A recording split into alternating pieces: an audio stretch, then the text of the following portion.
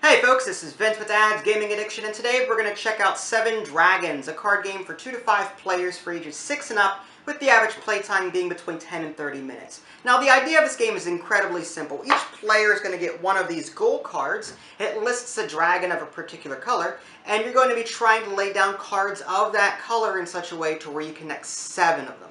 So with that being said, let's take a quick look at the components and see how the game is played. Okay, as far as your components go, nothing fancy, just a deck of cards. You've got some dragon cards here with a number of different panels on them. There are 5 dragon colors in the game. You've got red, yellow, black, blue, and green. Now, you've also got a rainbow card in this deck, which is basically a wild card. You can use that as any color. And you've also got some action cards in this deck, like Zap a card. You've got trade goals, move a card, trade hands, rotate goals. I'm not going to explain them in depth. I'm just going to simply say that they allow players to perform special abilities. You've got these goal cards here. Again, each player will receive one of these. Again, one of each of the 5 dragon colors here. And finally, you've got this silver dragon. The silver dragon is your start card.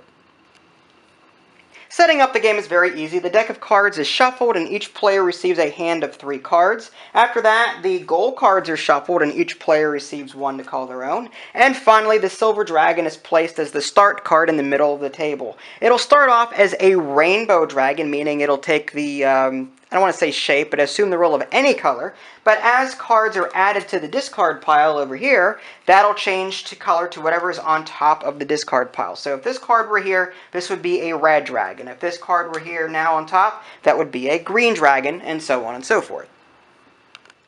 Okay, now player's turn is also very simple. All you'll do is draw a card from the deck, and then you'll play a card. If you play a dragon, you'll simply add it to the configuration currently on the table. There are some placement rules you have to observe. If you happen to play an action card, you'll simply resolve its effect, and you can either put it on top of the discard pile or on the bottom of the discard pile. And there are reasons for doing this. Like I said, the silver dragon in the middle will assume the color of whatever on top. So if you want to keep the color the same, you'll want to discard the card on the bottom of the discard pile. But if you want to change the color to whatever you're playing, then you can just simply put it on top. So we drew a card for this player over here, so let's just quickly take a look and see what he can do.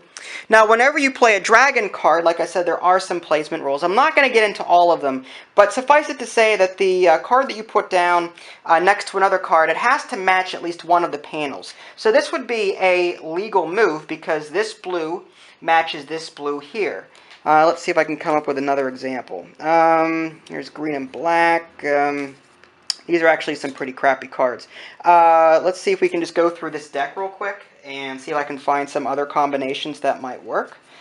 This yellow one, for example, would work here because this panel matches this panel here. Now, both don't have to match, only the one. So this is fine here, even though this green doesn't match with anything. This would not be able to go up here, however, because these yellows aren't actually touching.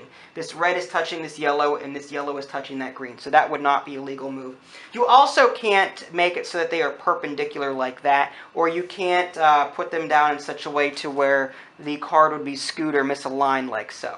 So yeah, you get the idea. At least one color has to be touching another panel of the same color. In this case, this would be legal. Yellow is touching yellow. I don't know if there's any more examples. Here's another one.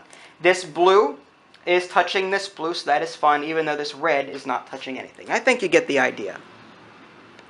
And that's pretty much all there is to it. Players will continue taking turns, laying down cards, expanding this grid, until one player manages to get or connect 7 cards of their color. In this case, this player over here has the red dragon gold card, and it just so happens that there are 7 red dragons touching into one big group here. You've got 1, 2, 3, 4, 5, 6, 7. Even though it's not one continuous chain, it's still considered to be one large group because they are all touching. So regardless of whose turn it is or who played the winning card, the person that satisfies their goal card first will win the game.